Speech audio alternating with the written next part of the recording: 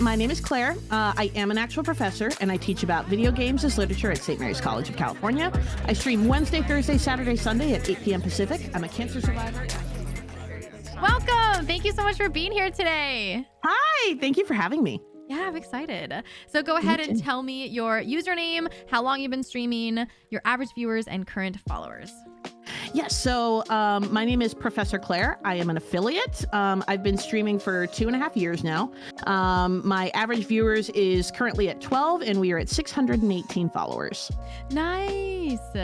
So let's talk about analyzing your data. Do you look at that, and how do you incorporate it into your streams? So I review that, that post-stream summary that like Twitch sends you like 20 minutes after your stream. So I review that, and then I also get one from Stream Elements that I look at as well. And I look at them both right when I get the email. So like, shortly after stream when I'm still like running on that high. And then I also look at it again the next morning. So like, after the stream high has come down and I've like had some time to reflect on everything and to, try to look at it, from a more like level-headed like headspace. If the numbers, the chatters and the views were higher than average, I'll ask myself, why that was. Were there more clippable moments than usual? Did we have a cool conversation on an interesting topic? Were there any variants or something different that happened on stream? Is there something in there that I can capitalize on? Like, if we had more viewers when I was talking about like a particular, topic within the game, is that something that I should be talking about more often? And then the same kind of goes for the inverse if the numbers were lower. And I think the best example and most recent example of that is when I'm a Halo player. I really love playing Halo. It's like my comfort game, I guess. And I've streamed it a lot in the past. But historically, whenever I stream Halo, I just there's overall less engagement. Not many people are coming to chat, or they're saying like, hey, good to see you. I'll be lurking, just a lot less active engagement in the stream. And I think a lot of the more that I thought about it, it's like, well, this makes sense. I'm not very focused on chat. I'm, trying to pay attention to the game because it's a competitive thing. You know what I mean? So it's like, okay, it makes sense why my numbers are low. So it's, that's maybe a game that I don't stream if I'm more interested in trying to grow. That's something that you play off stream with friends. That's perfect. So let's go to talking with chat, as you said, if you want to focus. What's your engagement, whether that's on social media or on Twitch itself? There's a lot of different things that we do to try to get folks into the chat. One of my favorite things that we do on stream is we have a question of the day. Anyone in chat can just type in !QOTD. And I personally pick the question of the day every day. I don't use like a bot or anything like that. I actually it's something that I just pull out of my brain every 7:59 p.m. right before going on.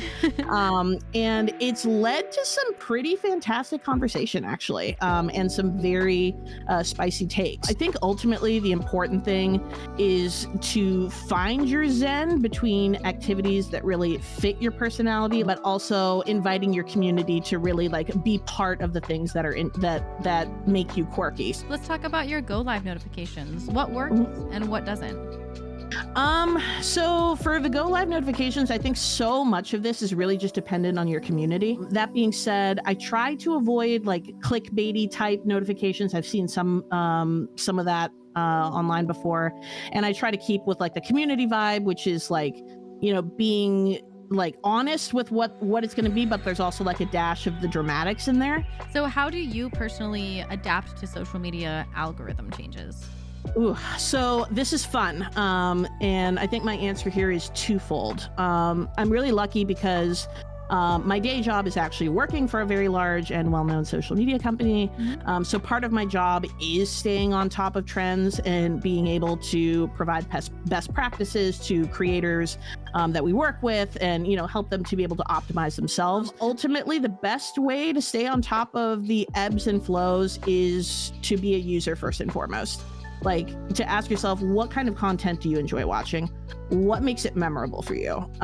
What does your saved collection on TikTok and Instagram look like? And when you're trying, when you're trying to join in on the viral trends with like, a really popular song or the latest TikTok dance or whatever it is, you're competing in a really oversaturated space that may not necessarily be your target audience. So how do you get creative and stand out from the rest? This is hard to answer because I think everybody kind of goes for that short answer of be yourself, but I don't think we always have a clearly defined answer for what that is.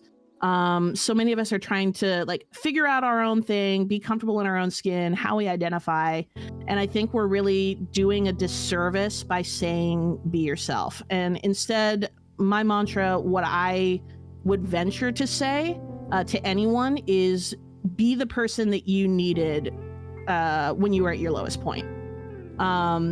So I think you know this, Hollie, but like after I finished cancer treatment in July 2021, and that was, I think, the hardest few months of my life. Even though it saved my life, it was like, it stripped me of so much. I lost my hair, I lost my physical strength, I lost my confidence. I was randomly scrolling through TikTok and I found a clip from Dr. Mick. I think you know Dr. Mick. Oh, I do. And I started hanging out in all of his streams. And I think I really learned from him what I wanted in myself as a streamer, which was to be genuine, to be honest, to be vulnerable, and most importantly, to teach. So from Dr. Mick, I learned how to analyze and articulate my thoughts on a game in a way that's like very meaningful and accessible. From you, I learned the importance of being vulnerable and honest because those qualities attract the kind of people that I want to be around. And like from Hello, It's Colo, I learned how important it is to like embrace yourself, all of your qualities, the good and the bad ones. And from that, I've also learned to, not be ashamed of the disabilities that, cancer left me with. So I think for me, standing out is being true and honest. So TLDR, be the person you needed when you were at your lowest point. That's the person that you resonate with. And that's the person that the people you would want to be around are going to resonate with. Oh, what a good answer. I feel like I was like holding back tears a little bit. Oh my gosh. Thank you, Claire. Totally.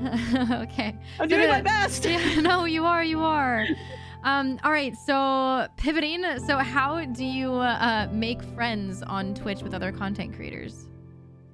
So fun fact, I am notoriously shy. And I have lots of trouble introducing myself in IRL situations. For me, raids have been a huge part of making new friends. And I think that that's a really good strategy because it's so easy to bond and connect over a game that you're both playing. So think back to when you started streaming to where you are now. Is there anything that kind of happened that really changed it all for you? So I hit affiliate pretty quickly after I started streaming. I want to say within a couple of weeks of when I started. But for the first year and a half, I would say that I was streaming, I was pretty stagnant. And I think that's because I didn't really know why I was streaming or really what I wanted out of it. It wasn't really until after like the whole cancer thing happened that I really started to get a sense of what I wanted out of streaming and what I wanted to do on stream. So that was when I started, structuring my streams with, I call it my lecture series, and we analyzed the story and the characters, pretty much how I would actually do it in my class. Honestly, when that happened, everything started to fall into place really quickly. We doubled in size in the last year. We went from an average of 3 viewers to 12. My Discord is popping. The future just seems really full of possibilities. I don't need to be the next Pokemon or Sweet Tails to be happy, and I really just want to be me. Well, amazing. That's it from me. Thank you so much for the words of wisdom. You've been absolutely amazing. Thank you so much, Hollie. I appreciate it. Yeah. All right. Well, we're going to say goodbye to YouTube, and I'm going to talk to you right after this. Okay? Okay. Bye, YouTube.